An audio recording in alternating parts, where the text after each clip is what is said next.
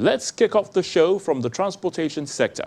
The Lagos State government hosted the first edition of the National Transport Technology Conference and Exhibition. The event focused on the emerging trends in the global transportation space and feasible ways to implement and domesticate evolving trends into the sector for state and national economic growth. At the event, the Lagos State government announced the establishment of the Inland Waterways Monitoring and Data Management Center, the first of its kind in West Africa. Take a look.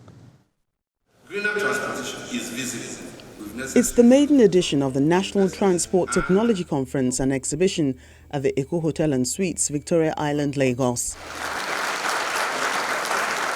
Stakeholders in the transportation sector across the country are present at this event, organized by the National Transport Commissioners Forum in partnership with the Lagos State Ministry of Transportation. Therefore, gathered here in this hall today, The host commissioner in Lagos sets the tone for the discussion. the National Transport Commissioners Forum, under the umbrella and support of the Federal Ministry of Transportation, has deemed it fit to organize this maiden edition conference themed multimodality and interconnectivity, achieving an efficient and greener transport system in Nigeria, in order to create an avenue that will avail all states of the Federation an opportunity to discuss and dissect topical issues affecting the Nigerian transport industries while proffering solutions with the mind and intention of aligning methodologies and processes for enhanced efficiencies and effectiveness. This conference is taking place at a pivotal time in our nation where a sustainable roadmap is required to shape the future of transportation. Not only is transportation an economic sector in its own right that generates revenue, income, and employment, it is also a critical component essential to the performance of other key sectors, namely external trade, tourism, and security. I have no doubt that the deliberations at this conference and insight gained will contribute positively to advancing the overall objective of our being here. I therefore enjoin all the attendees to make the most of this day, of this event, as they go back to their various bases and implement the ideas and concepts discussed. Chairman of the Nigerian Transportation Forum speaks on the need for the nation to explore emerging trends in the global transportation space. Technological innovations have made a profound impact on the effectiveness and development of other economic sectors in developed and developing nations. The application of technological innovations in the health sector has resulted in more effective diagnostic and treatment processes, while the application in the agricultural sector has increased productivity and supply of goods and services.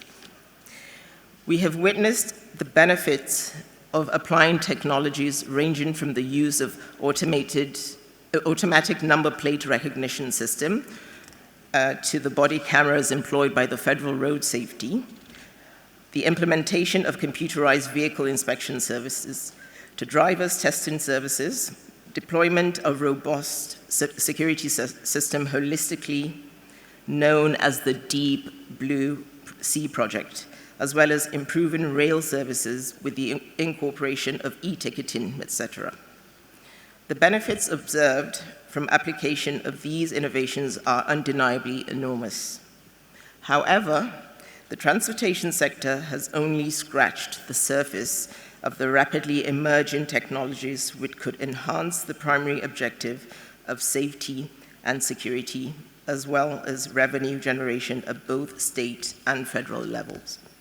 Hence, this bespoke conference to showcase these products, to adopt these services, and to improve our sector straight at the grassroots level.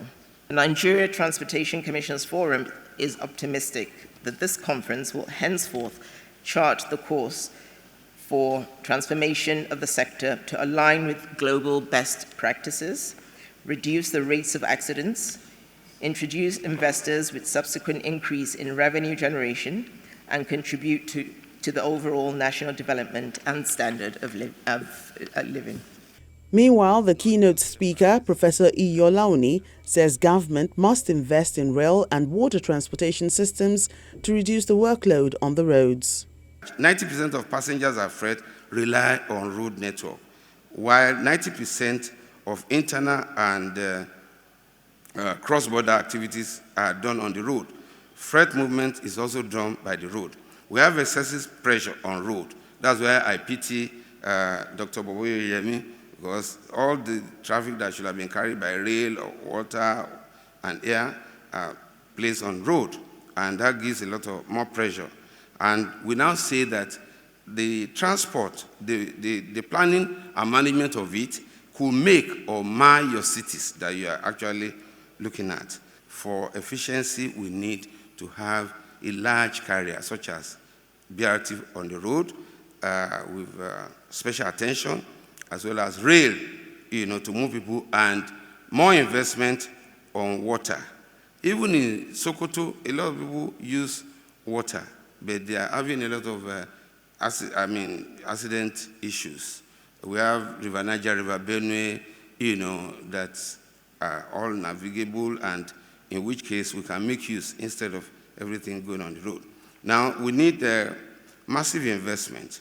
But recently, we see that the government has been pumping in so much money on the rail system. New efforts to link Nigeria with neighboring states by rail is there. The massive investment in intra and intercity rail service, especially in the first-class cities. The first-class cities is not about academic performance. It's about population and activity. Mega cities such as Lagos, Kano, Abuja, and Port Harcourt should be given special attention. These are the ones that are carrying the... So what we are looking at is having, as a matter of policy, a rail-based linking airport and seaport. If I'm going to travel through the international airport in Lagos, I need to, and I'm coming from Abuja, I need to highlight at MM1 or MM2, carry out my bag, then travel again by the road, enter traffic, before I get to the international airport, Murtala Mohammed International Airport. I realized that I would have missed my flight, whereas it should have been, rail-based. Even in factories, in most civilized countries, have rail-based to carry their items. Reducing traffic on the roads is also a major concern for the federal government. It is worthy to note that the use of multimodal transport implies overall structural changes covering new trade and transport practices. However, various measures are needed to implement multimodal transport, from the streamlining of commercial regulations to the development of transport infrastructure, such as the provision of alternate transport corridors, availability of trade-free zone, construction of inland container dry ports, provision of industrial parks, national carriers, etc. The current administration is investing heavily in the construction of railways, roads, seaports, inland container depots to facilitate the actualization of its agenda in the transportation sector. There is also a focus on linking the various modes of available transportation to strengthening the intermodal movement of freights and passengers, which would improve the safety, convenience, travel time, and cost of transportation within Africa, with corresponding reduction in carbon and particulate emissions and reductions in the loss of life. Dear eminent participants, multimodal transport and transit system can provide an array of options for passenger and freight transport and successfully connect citizens and countries while supporting economic growth. However, emphasis must be placed on low carbon-based energy modes of transport and an increased reliance on public transport system. The Federal Ministry of Transportation recognizes the need to promote green transportation and is currently building capacity and in the process of reviewing a policy on non-motorized transportation in conjunction with the United Nations Environmental Programme. Similarly, the Road Transport Transformation Programme of the road subsector strongly advocates the reduction of harmful greenhouse gases and is concerned about rolling out compressed natural gas buses and encourage commercial operators to convert their engines to use the CNG. There's no way we want to talk about transportation in Nigeria today without talking about intermodal. And that is why this is very, very apt. Intermodal transportation system, interconnectivity, multimodality, that is the way forward. A case like of Lagos and other coastal states that have the River Rhine, they have the rail, and the solution to the transportation problem of Nigeria is the maximum utilization of the modal transportation systems. Then you talk about connectivity. Let's take Lagos, for example. Lagos have the rail. They have the inland waters, and they have the air, and they have the road. So when you are talking about Lagos, it's a very good example of the best approach in Nigeria on intermodal transportation system. And we have a challenge. The transportation system in Nigeria is in crisis. The transportation system accounts, the road transportation accounts for about 90% of the transportation mode. So there's so much pressure on road. If we can have diversification and have the proper interconnectivity, intermodal, that will solve our problem. If the rail can be put into great use for the public, that will reduce a lot of pressure on the road and also reduce the pressure on the federal roads. Presently in Nigeria, we have about 204,000 kilometers of road network, and the country will now have a landmass of 924,000 square kilometers and vehicular density of 16.1 million vehicles.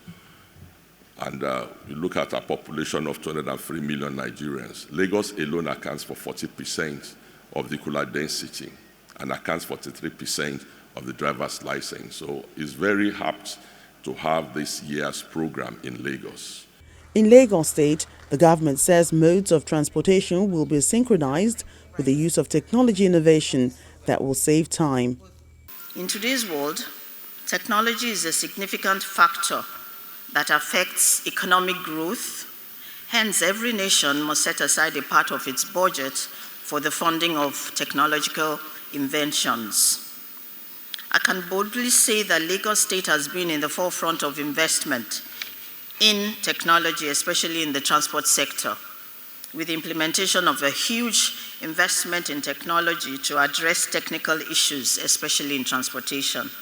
It is our plan to integrate road, rail, and water modes of transportation to make movement of people, goods, and services across the state more effective and efficient. These modes of transportation will be synchronized in a manner that would make movement fluid and also save time and money. We have remained resolute in our intention to complete existing projects, such as the blue and the red line systems, which are part of the intermodal transportation system we set out in the Strategic Transport Master Plan. In managing road transportation, intelligent traffic signal lights have brought solutions to traffic-prone junctions, and automatic number plate recognition, ANPR technology, deployed across the metropolis has improved the compliance rate of vehicle documentation. Traffic management solution has reduced human interference on traffic law violation, and accurate vehicle roadworthy exercise are now conducted within few minutes through the use of computerized vehicle inspection centers. In order for us to effectively harness the economic advantage in the system, we now operate a centralized carry card payment system for all modes of public transportation across the state. This allows commuters to travel to any destination within the state with any of the three modes of transportation and pay the fare with the same card.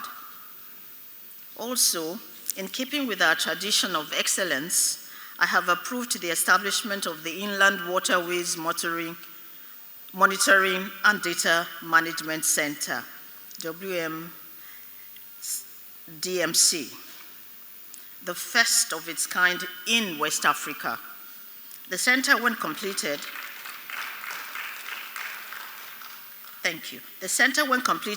will be able to track the waterways activities in terms of safety and security of lives and property, as well as the command and rescue exercise.